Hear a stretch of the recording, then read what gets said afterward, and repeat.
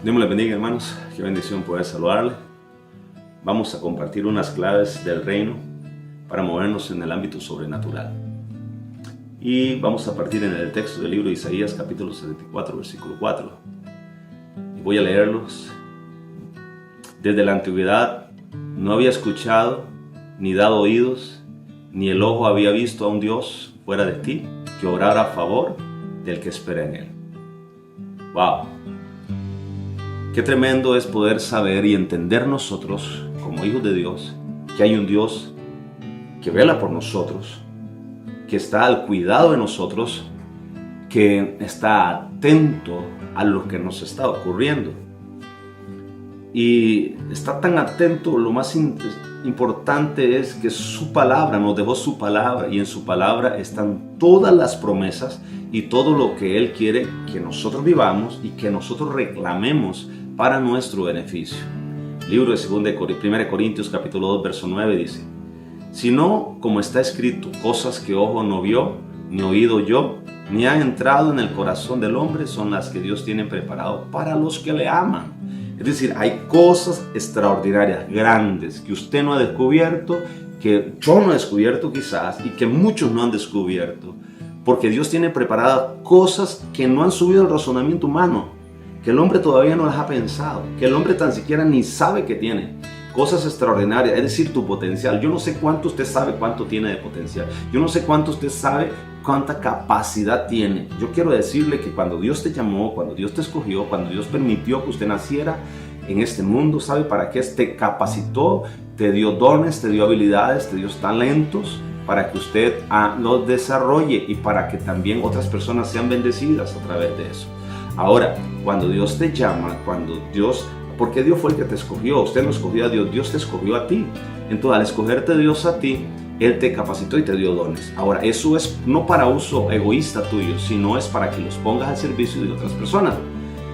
Pero hay que descubrirlas y hay que ir a la palabra para entender todo lo que Dios nos ha dado. Porque lo que menos Dios quiere es que usted se parezca a un hombre común.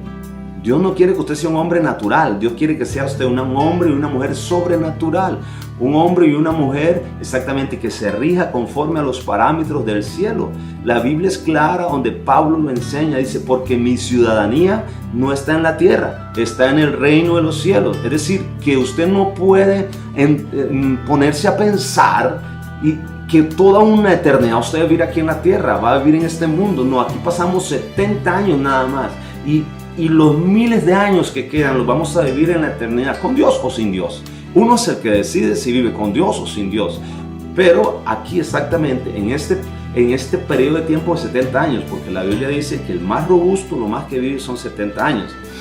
Entonces hay que tener claro esto, 70 años transitorio de esta tierra, toda una eternidad con el Señor. Entonces todo lo que yo tengo que enfocarme, todo lo que yo tengo que hacer y en las cosas que yo tengo que visualizar más en mi vida y ponerla más en práctica son las cosas espirituales, no tanto las cosas terrenales, porque las cosas terrenales son pasajeras, se quedan.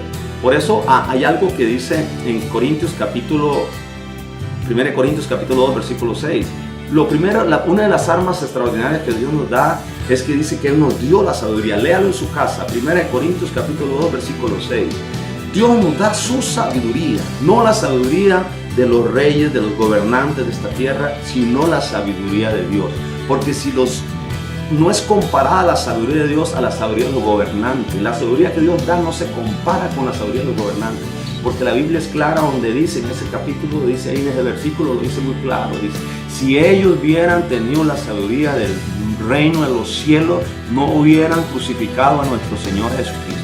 La primera herramienta que Dios nos da es su sabiduría para que nosotros no nos equivoquemos, para que nosotros tomemos decisiones bien, para que nosotros no andemos ahí a la ligera, porque muchas veces decimos, ¿por qué Dios me metió aquí? Pero no fue Dios el que me metió aquí, es que no tuvimos la sabiduría para nosotros poder operar y tomar las decisiones. La Biblia es clara, me dice, si alguno tiene falta de sabiduría, pídasela a Dios, Él se la va a dar. Entonces, tenemos que tener claro, debes tener la sabiduría de Dios. Según el versículo, es la que Dios te da, no de este mundo. No, Pablo dijo, yo no hablo sabiduría humana, yo hablo la sabiduría que viene de parte de Dios. Entonces tenemos que tener claro ese primer elemento, la sabiduría. El segundo elemento que nos da es su espíritu. Hay que entender algo. El espíritu de Dios lo depositó en usted. Todo aquel que se llame hijo de Dios, todo aquel que haya aceptado a Cristo como Salvador personal. El texto es muy claro en el capítulo 2 de 1 Corintios, versículo 12, dice: nosotros hemos recibido el Espíritu, no hemos recibido el Espíritu del mundo, sino el Espíritu que viene de Dios, para que conozcamos lo que Dios nos da gratuitamente. Es decir, somos seres espirituales y tenemos que operar, para poder discernir estos tiempos, tenemos que operar en el Espíritu Santo de Dios. Por eso Dios nos da su Espíritu para que nosotros operemos ahí, y tenemos que tenerlo bien claro. Ok, número 1, nos da su sabiduría. Número 2, nos da su Espíritu. Pero ¿qué vemos en el versículo 16 del capítulo 2? También vemos que nos da su mente. Dice: porque ¿quién ha conocido la mente del Señor para que le instruya? Mas vosotros tenemos la mente de Cristo. Ahora no solamente tenemos la sabiduría, ahora no solamente tenemos el Espíritu, ahora tenemos su mente. ¿Para qué? Para que pensemos bien, para que analicemos bien. Es decir, no está permitido que usted piense mal. Y si hay un pensamiento mal, la Biblia dice: lleve cautivo todo pensamiento, la obediencia a Cristo. Es decir, no, aquí no las podemos jugar. Si hay un mal pensamiento suyo, llévelo, sujételo a la obediencia a Cristo. Llévelo cautivo, porque Dios tiene, la Biblia dice: porque no sabe los pensamientos que tengo para contigo, pensamientos de bien y no del mal. Es decir, Dios planeó tener éxito con usted. Dios nunca esperó fracasar con usted. Dios esperó que usted fuera exitoso. Pero cuando tienes su espíritu, cuando tienes su sabiduría y cuando tienes su mente. Y hay algo importante también que nosotros nos encontramos en el libro de Génesis capítulo 11 versículo 6. Nos encontramos en la construcción de la Torre de Babel. La Torre de Babel dice que el pueblo hablaba una sola lengua y empezó a construir y quería llegar al cielo. Querían ellos creerse Dios. Pero un día el Señor bajó y descendió ese pueblo que crecía y crecía y crecía y crecía esa torre y crecía esa torre y cada vez era más grande. Entonces el Señor se detuvo un momento y dijo esto. Y observó y dijo: he aquí, son un solo pueblo y todos ellos tienen una misma lengua. Y esto es lo que han comenzado a hacer. Y ahora nada de lo que se propongan hacer les será imposible. Es decir, cuando hay unidad en el pueblo de Cristo, cuando hablamos el mismo idioma, cuando hablamos la misma lengua, cuando tenemos la misma visión, cuando estamos unidos, sea como familia, sea como hermanos de la iglesia, sea como sociedad, cuando estamos unidos en una misma cosa, somos un pueblo exitoso, glorioso. La unidad es fundamental y es una clave para alcanzar el éxito. Si la familia se une, tiene éxito. Si la sociedad se une, tiene éxito. Si la iglesia se une, tiene éxito.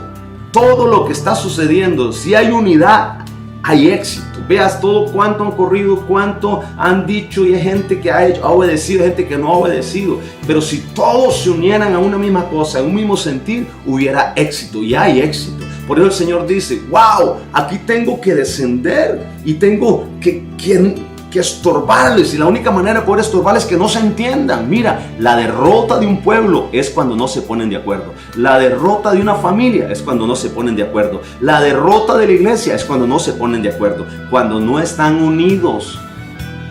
Y esto hay que tener demasiado cuidado por el poder de la unidad. Dios ve ahí en ese momento, me llama la atención cómo Dios descendió y vio que era importante confundirlos, y la única manera para confundirlos era tocar el idioma. La única manera de destruirnos a usted y a mí es cuando usted y yo no hablamos la misma cosa. Estamos a punto de fracasar. Y por último, también hay un elemento fundamental, que es la fe en Dios, o la fe de Dios. En el libro de Mateo vemos que Jesús estaba orando y los discípulos se quedaron abajo en el monte, y un padre trajo a su hijo que un demonio lo atormentaba, lo tiraba al fuego y lo tiraba al agua, y de pronto Jesús descendió y ellos trataron de echarle fuera el demonio y no pudieron. Entonces el padre le dice: ¿por qué tus discípulos no pudieron? Entonces Jesús le dice una clave fundamental que siempre leemos por encimita, porque otro elemento también es la fe. No la fe en Dios, Y no la fe, sino la fe de Dios. Esa es la diferencia. Y esta es la clave de este versículo. Jesús le dijo: por vuestra poca fe, porque en verdad os digo que si tuvieras fe como un grano de mostaza, diréis a este monte: pásate de aquí y échate allá, y pasará, y nada será imposible. ¿Sabe de qué fe le estaba hablando ahí? Porque el verbo en griego aparece de forma pasiva. Entonces diría así: si tuvieras la fe de Dios, le dirías a este monte: quítate de aquí y échate allá. Si usted y yo tenemos la fe de Dios, así como un grano de mostaza, nada, pero absolutamente nada, es imposible de realizar.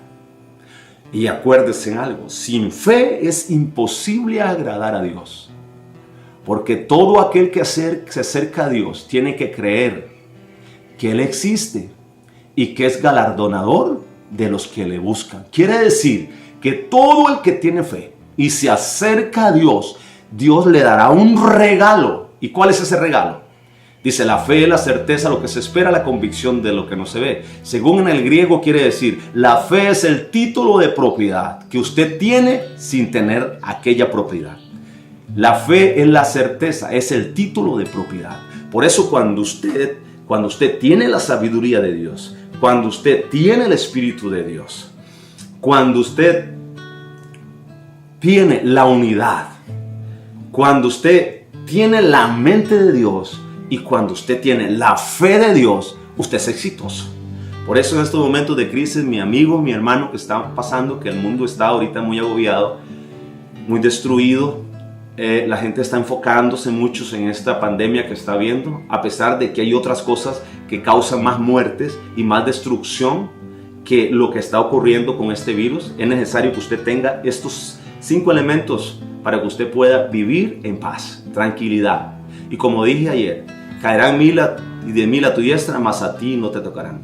Aunque ande en valle de sombra y de muerte, porque vas a andar en valle de sombra y de muerte, no temerás mal alguno, porque Jehová estará contigo, ¿verdad?